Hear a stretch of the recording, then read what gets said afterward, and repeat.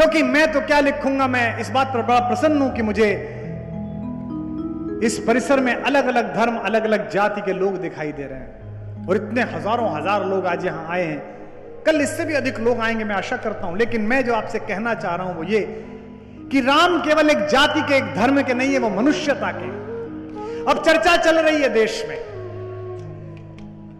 राम राजनीति के काम भी आते हैं, समर्थन वाले अपनी मलाई खाते हैं, विरोध वाले अपना जूता संभालते हैं। अब तो विरोध वाले भी समर्थन में ही आ गए। होता रहता है, इस पे चिंता नहीं करनी चाहिए। मुझसे किसी ने कहा कि ये कह रहे हैं राम नहीं हुए। मैंने कहा जिधर का कार्यक्रम समाप्त है उधर हो गए होंगे। पहली कहानी कवि कौन? वाल्मीकि। दूसरी कहानी कवियों का कवि, जिसके कारण यह सनातन धर्म पूरे विश्व में बचा रहा, जिसका नाम है महाकवि तुलसीदास। उसने लिखी रामचरितमानस। हमने कृष्ण से सीखा है चातुर्य, हमने राम से सीखा है धैर्य, और हम इन दोनों को इकट्ठा करेंगे तो हम विश्व की नई रणनीति लिख देंगे। और यह काम कवियों का है। राम की कहानी सुनाने का जिम्मा कवियों के हाथ में है। राम की कहानी कवियों ने सुनाई। राम की कहानी पहली बार विश्व के पहले कवि ने सुनाई, जिनका नाम महर्षि वाल्मीकि है, भगवान वाल्मीकि है। सुबह ही सुबह नहाकर आए, एक क्रौंच पक्षी का जोड़ा प्रेम में था, मैथुन में था, मिथुनादिक था। उनमें से तीर मार दिया एक बधिक ने, और जो पुरुष नर रोया वो इतना हृदय विदारक रोया कि उनके मुंह से श्लोक निकल गया। उनकी समझ में नहीं आया कि ये है क्या, दोनों पंक्तियां बराबर की हैं, इसमें लय है। 3 दिन बाद नारद आए। नारद बोले महर्षि क्यों चिंता में हो? बोले परसों में नहा के आया, एक शिकारी ने पक्षी मार दिया, मेरे मुंह से 2 पंक्ति निकली, ये क्या है? नारद ने कहा अरे प्रभु ये तो कविता है, इसका तो जगत के कल्याण के लिए आपको उपयोग करना चाहिए। महर्षि वाल्मीकि ने पूछा क्या उपयोग करूं? बोले किसी महान चरित्र की गाथा लिखिए जिसको सुनकर पीढ़ी दर पीढ़ी मनुष्यता लाभ लेती रहे। पूछा नारद से भगवान वाल्मीकि ने कि किसकी कथा लिखूं? नारद ने कहा, नारद कौन? विश्व के पहले लाइव रिपोर्टर, तीनों लोगों की लाइव रिपोर्टिंग करते हैं वो। ये तो एक ही लोक की करते हैं हमारे वाले, और इनका तो पता भी होता है बोलते समय कि असुरों की ओर से बोल रहे हैं कि देवताओं की ओर से बोल रहे हैं। इनको तो आदमी देख के बता देता कि आज उधर से बोला जा रहा है, कल किसी और तरफ से बोला जाएगा। लेकिन नारद तो निष्पक्ष हैं, भगवान के सामने भी बोल देते हैं। इंद्र ने पूछा सबसे सुंदर कौन? मेरे से सुंदर कौन? सब चुप। नारद जी आप क्यों नहीं बोल रहे? बोले तू नहीं है, वो पृथ्वी पे पुररवा नाम का राजा है, वो सबसे सुंदर है। उर्वशी ने सुना, उर्वशी ने कहा हम भी देखने चलेंगे कौन हैंडसम आया है। वो नीचे आई, मुग्ध हो गई, शादी कर ली, और उससे भरत पैदा हुए उर्वशी से। ये जो कहानियां इनकी आप वैज्ञानिकता सीखो।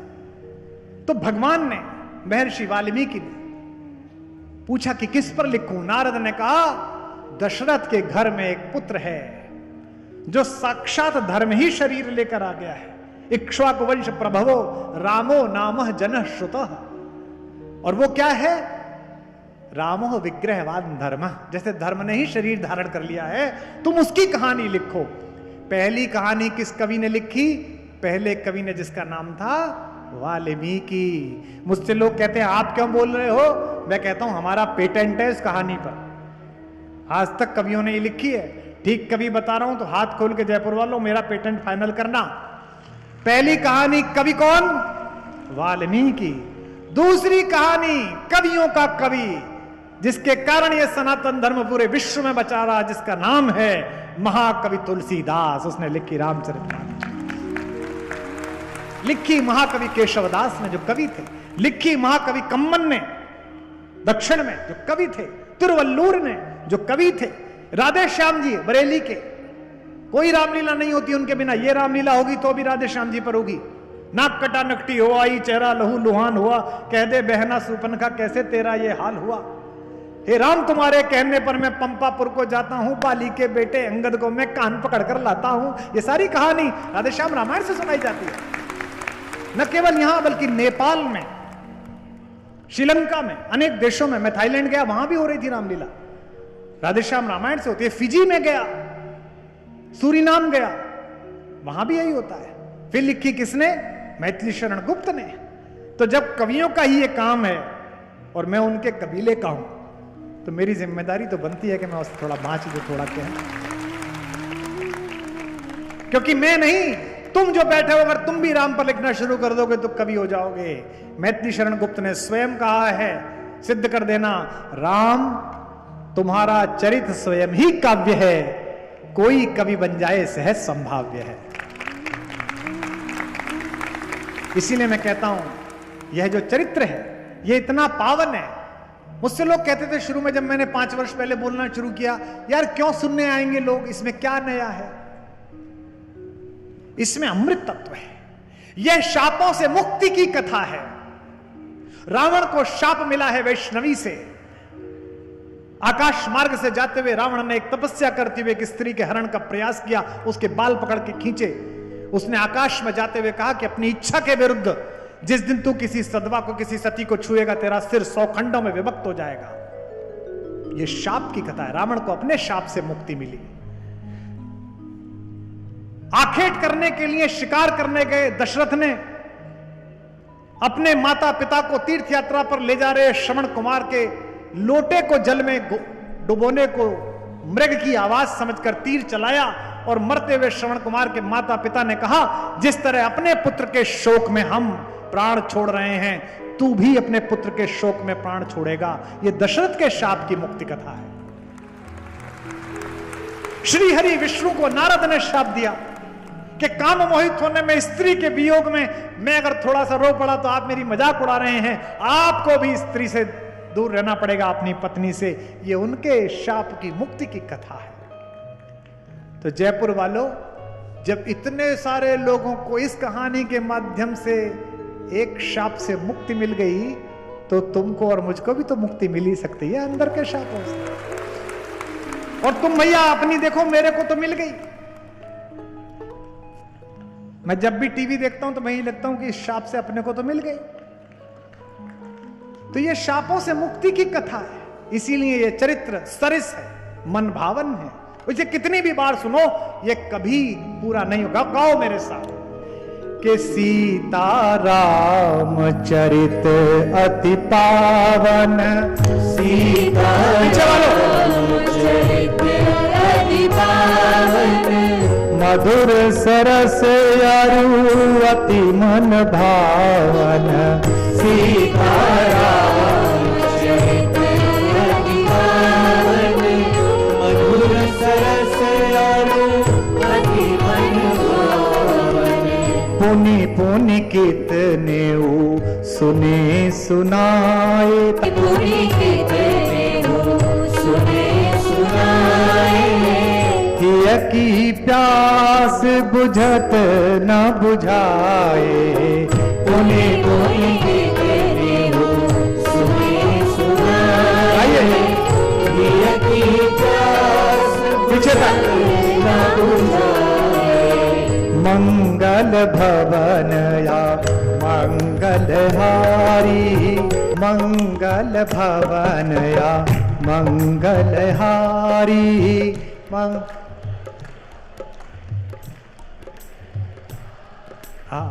द्रबहु सुदशरथ अजिर बिहारी, मंगल भवन मंगल हारी, द्रबहु सुदशरथ अजिर बिहारी। हमसे कई बच्चे पूछते हैं, जो नए बच्चे हैं, हमारे ऑफिस से पूछते हैं, आयोजक से पूछते हैं, भाई साहब 3 दिन आएंगे, वहां कौन मिलेगा, क्या क्या होगा?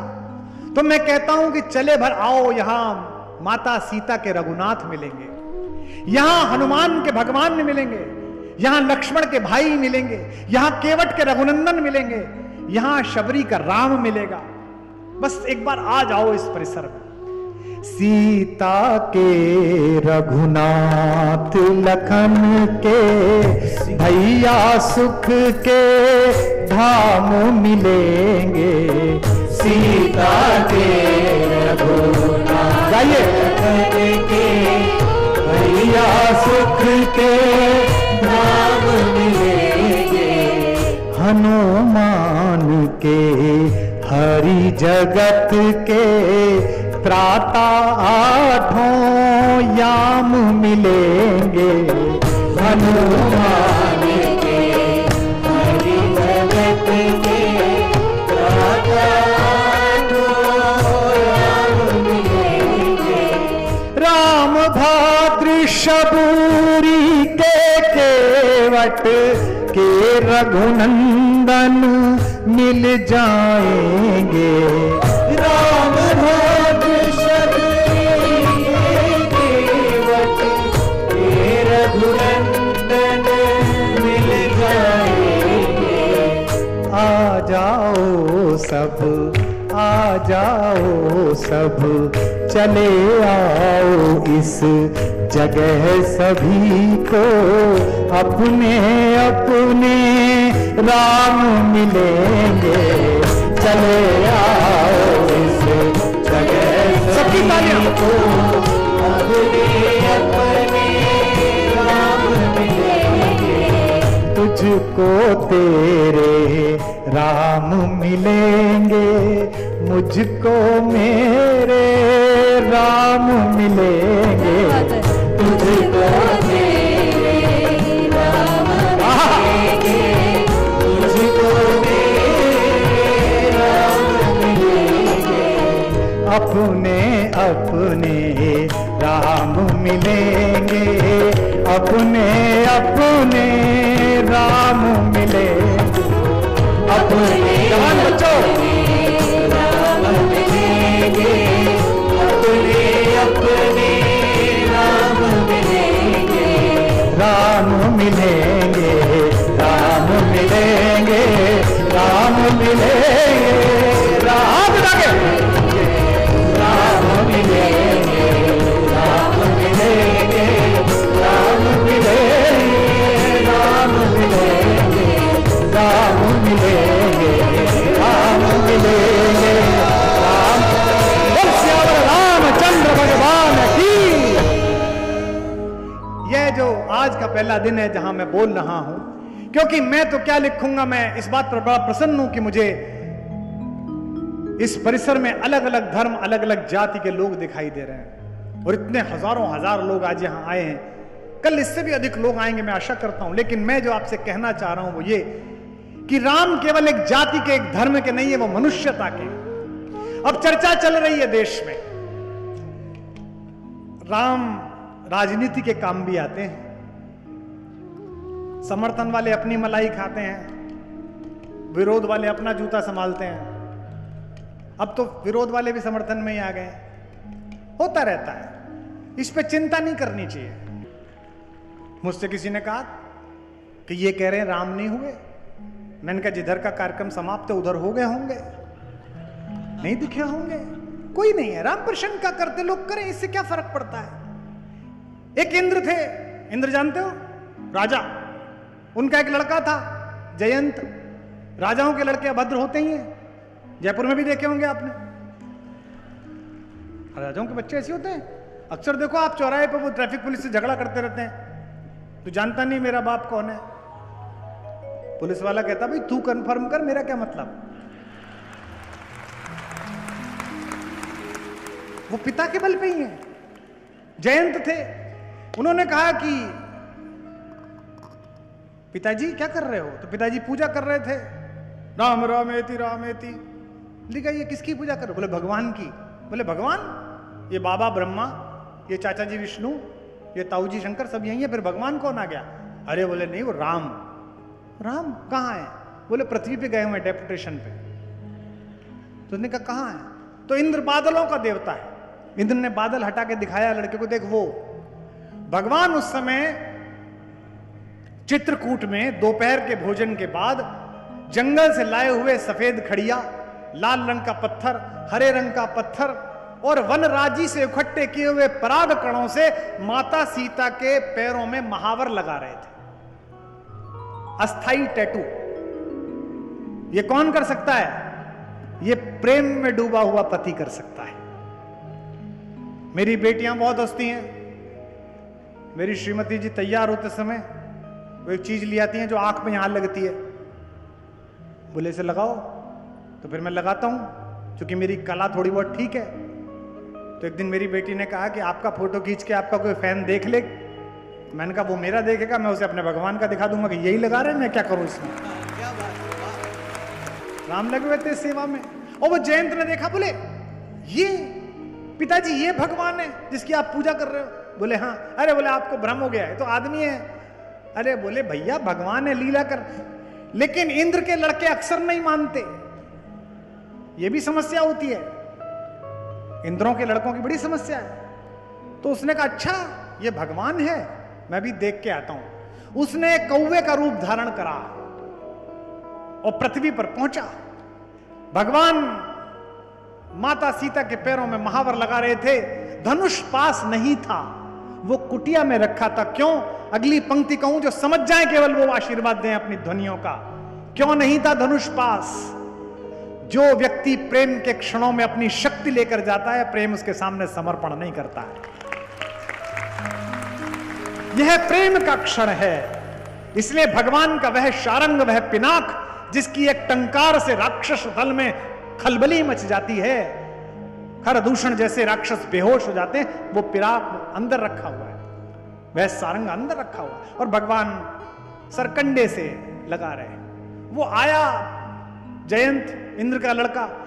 इंद्रों के लड़कों की एक क्वालिटी और होती है कि वो पैतृक रूप से ही बदतमीज होते हैं। उसने लेके भगवान के पैर में ठक से मारा, माता सीता के पैर में, अंगूठे में, और वहां से रक्त की एक धारा निकली छोटी सी।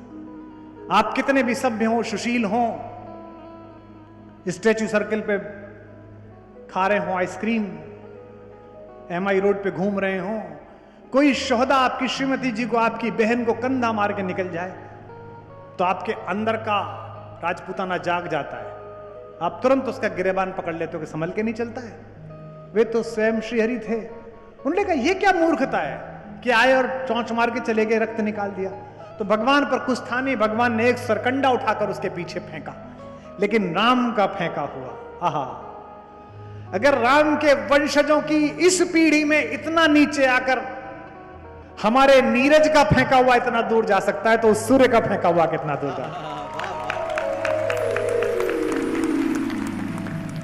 वाहिद अली वाहिद, दोनों तरफ लिखा हो भारत, सिक्का वही उछाला जाए। और ये पंक्ति तो राजस्थान से ही निकली थी, जो नीरज के लिए उस दिन ट्वीट की, फिर पूरे विश्व में कहीं दोनों तरफ लिखा हो भारत, सिक्का वही उछाला जाए। और तू भी है राणा का वंशज, फेंक जहां तक भाला जाए। क्या बात है, वाह। राम ने फेंक के मारा जयंत के पीछे पीछे। अब वो तीर चला तो जयंत टेढ़ा मेढ़ा चला, तीर भी टेढ़ा मेढ़ा। आज से 50 साल पहले जब मेरा गांव का पंडित ये कहानी सुनाता था, तो नया नया अंग्रेजों से विज्ञान पढ़ा हुआ एक लड़का कहता था पंडित पागल है, मांस तो सीधी रेखा में जाता है, ये टेढ़ा मेढ़ा कैसे जाएगा। और आज जिस देश के साथ लड़ाई हो रही है, उसी देश ने तकनीक विकसित की, सेंसर की, कि अगर किसी ऑब्जेक्ट के साथ सेंसर लगा दिया जाए मिसाइल में, तो जैसे जैसे वो जहाज चलता है वैसे वैसे रॉकेट चलता है। तो मेरे गांव का पंडित जीत जाता है, उसकी आध्यात्मिकता जीत जाती है, उसकी चेतना जीत जाती है। विज्ञान मानने वालों, अगर कोई ऐसी बात है जो तुम्हारी बुद्धि में नहीं आ रही है, इसका मतलब ये नहीं है कि ये हुई नहीं है।